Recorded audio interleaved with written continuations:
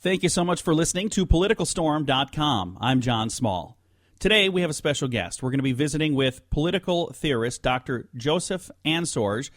He is also the author of a new book called Identify and Sort. We're going to be talking today about how technology is changing elections, what the candidates know about you. And right now, let's say welcome to Dr. Ansorge. How are you, sir? Doing great, John. Thanks for having me on this morning. Well, we're really glad to have you on the program here. Let's talk about your book, Identify and Sort. How long has the book been out, sir? It's just starting to ship now in the U.S., and the proper release date, I believe, is the middle of July for the U.S. version. In the U.K., it came out 3 weeks ago, something like that. I've been working on it since 2007. So. Wow. Taken me a long time to pull the trigger. Well, you know what? Though that's good. As a reader, I would much rather have a book that's been they took their time to get it all right. So I think that's a good thing. Yeah, no, I think too often we turn out these things very quickly, and for the consumers, it makes much more sense to read somebody and say like, yeah, they dedicated 10 years to this. And you can take it more seriously than a hastily composed tweet. Exactly. So now, how is technology changing elections, and what do the candidates know that we maybe don't know about? So the most important way in which it changes elections is that it permits candidates and campaigns to view the population in a way in which it's never been viewed before. If we simplify it, we could say that previously to win a national election required winning over different groups of people. You could say, I'm trying to win over this particular religious group. I'm trying to win over this group of economic interests, right? What they've done is created a much more sophisticated rendition of the entire U.S. population, which at its apex, which means when it's completed and the closest to the election, at least it did under Obama, will include up to 100 different factors, includes marketing information. They'll draw on the kind of background check information, so people will have gone out and run your name against different records, and they'll compose a score of how likely you are to support a particular candidate. So what that does is it reconfigures American society as one that's organized into groups of how likely you are to support a specific candidate. And I think that's a huge difference because, most importantly, you don't know if you're in that group, right? You don't really know whether you're in that group, so you don't know how to organize or to resist or anything like that. And it doesn't seem like a big deal for an election, but I think it's more of a big deal when the same methods are used to determine whether you can fly in an airplane, whether you get to have a house and credit card checks are done. So the pernicious and pervasive way in which technology changes elections is that the candidate can look out and they begin to see a land of individuals where everybody's bowling alone. You don't have to win over the group, right? You have to find a way to win over the individual. That's the first. The second big way in which it changes is it then permits candidates to direct their attentions on these individuals in different ways. What I mean by that is once you've gone through the work of splitting a country in your database into 5 different categories, those are most likely and least likely to support a specific candidate, you can concentrate your resources. So let's say if you know this person is the least likely to support your candidate, you don't want to waste any money going to their house, sending them any literature about your candidate. You don't even want to remind them about the election because they're probably just going to go and vote for the other person. In some ways, it's the same way for the person who's a huge fan, and if you figured out that they are 5 out of 5 for Clinton, for instance, you don't have to spend a huge amount of resources on them either. Now, the ones in the middle, the 3 out of 5, that's where you can really concentrate your resources. So figuring out who are the ones that can be swayed in the middle and then concentrating your resources on those leads to different experiences of the election. So I could be sitting here and I could get a lot of attention from the Clinton campaign, no attention from anybody else, and it could be quite different from the attention my father is getting just based on this data representation that the campaign has generated of it. Again, visiting right now with political theorist Dr. Josef Ansorge, and he's also the author of the book Identify and Sort. We're talking about what the candidates know about you. How do they know this stuff about us? Where are they getting the information? From our emails? Getting it from our social media? Where's this coming from? So this information is for sale.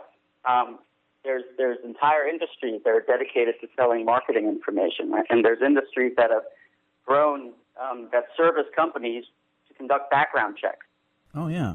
And they've developed very sophisticated databases and have, fields of runners, really, that can go out and check on the status of individuals all over the country. And so that doesn't mean that people have eyes on your specific Facebook feed. It means that there's already such a loss and death of anonymity that you don't have to do anything sketchy to get all this information, right? And the second way you get it, that's how you start. The second way you get it is you have a whole network of volunteers usually, and often it's eager college kids, right? Now, Trump doesn't have that many of those, but Obama had a huge amount. And they can go out and knock on people's doors and validate the model every day, because they can then say, okay, we thought this person was going to be totally for Obama. At least that's what all our models told us. Turned out they're totally against Obama. So let's feed that back into the model and adjust it and figure out how to make it better, right? So there's a kind of constant validation of this huge representation, which keeps on refining and improving it. So when did this start with the technology and the evolution of technology? This, is probably not something that's brand new, because technology is not brand new. So how far back does this go? The book I wrote goes back into like ancient Egypt, actually. Oh, wow. And it's about the information technology used by states or by sites of political authority, because they're not all states going back that far, to understand and create representations of their population. So you're absolutely right, John. It goes back extremely far. This current, explosion of how the database is used in particular, I mean, it's really been made famous by the 2008 Obama campaign, where it was seen as a sort of a validation of an entire approach. There's often been ideas that precede it. For a long time, people thought that, the kind of car you bought was a great determinant on how you're going to vote in a presidential election. And that all seems quite crude and unsophisticated compared to what we're dealing with now. Well, and I remember reading a statistic about the Halloween costumes, how many people go dressed as this candidate compared to that candidate, and that there's actually some sort of correlation as to how they're going to do, in a week or two, because of the election being right before Halloween. So, that's pretty low on the technology side of things, but it's really interesting when it actually you look at the statistics side of things. It's fascinating to me. No, and I had not known that, and I think that's extremely interesting. Especially with this election, we're going to be drawing on a lot of different data from a lot of different places. So who knows? I'm sure someone's going to be paying attention to Halloween costumes, but also, to how often someone gets mentioned on Facebook, and probably how much they're being mentioned on TV. I think somebody is trying to keep track of all these things.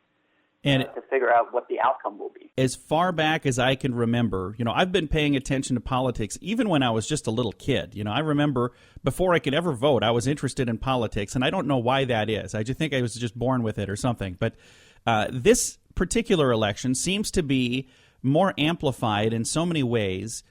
Think about when we had the gigantic field of Republican candidates. We started talking about this election over a year ago. I mean, this is not normal, or maybe this is the new normal. Do you think this is the new normal? I don't know. There's definitely no precedent for it in this way, at least not recently. And the most shocking aspect of the current election, I think, is that it's held our attention so long. As you're pointing out, we started a long time ago, and it seemed like at that time everybody was saying, like, oh, my goodness, this is a marathon, not a sprint. No one will be paying attention. But they've managed to convert it into something extremely entertaining, and that's been one of Trump's main contributions. Best thing on television right now are the news channels, right? Yeah. Where you're watching the latest missive and the back and forth. So there's a fascinating way in which politics is back, and it's exciting again. And I think all of that is entirely unexpected, unanticipated. There are aspects of it which I don't appreciate, and one of them, I have to tell you, I feel like suddenly it seems like it's okay for there to be, for racism to just be another opinion, and I feel like that is different than a few years ago. Like, race is back in a way in which I don't know if that's great for us as a country. Well, and one of the things that has been fascinating to me, I just did a podcast about this. If you look at the polls, some of the polls say Hillary Clinton is way ahead. Some of the polls say Donald Trump is way ahead. I think a lot of it, when you look at the source of the poll, in almost every instance, the polls that say Donald Trump is ahead are people who are really pushing for Trump. The polls who say, Hillary Clinton is ahead are people who are pushing for Hillary.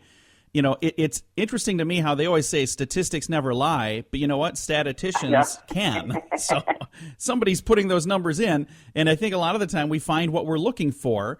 As you look at this election, what do you see? Do you see it being a close race, or do you think this is going to be a blowout for one or the other? Yeah, I feel like it's in any other race with the current numbers, I would feel pretty confident. I would just say, well, let's look at what Nate Silver has done. He's run the numbers, and he's run them, because Clinton is going to win and he says so with quite a lot of confidence.